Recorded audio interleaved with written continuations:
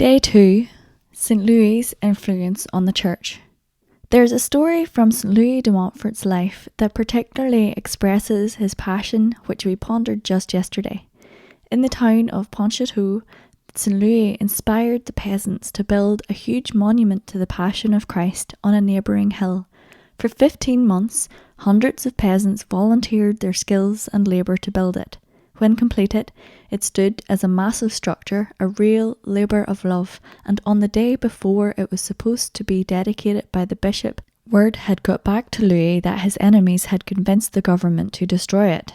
They had lied to the authorities, saying that the structure was actually meant to be a fortress against the government. When Louis received this disappointing news, he told the thousands of people who had gathered for the blessing ceremony, "We had hoped to build a Calvary here. Let us build it in our hearts. Blessed be God."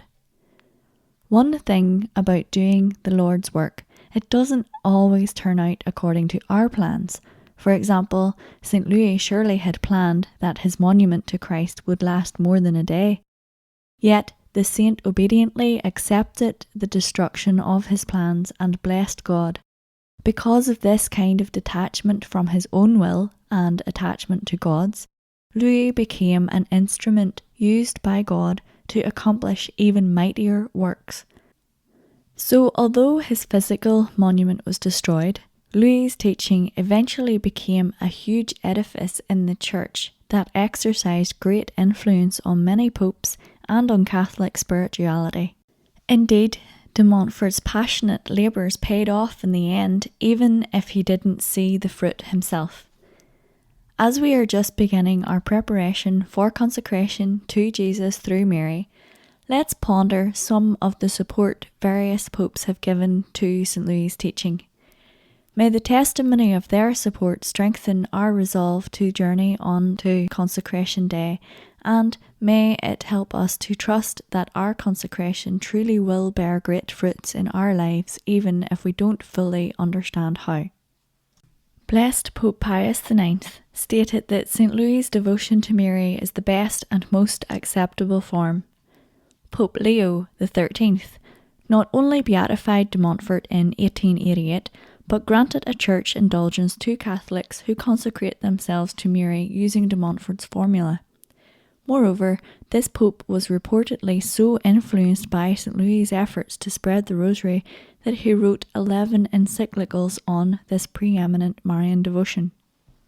Saint Pope Pius X, like Leo XIII, also recommended de Montfort's teaching on Mary to the faithful.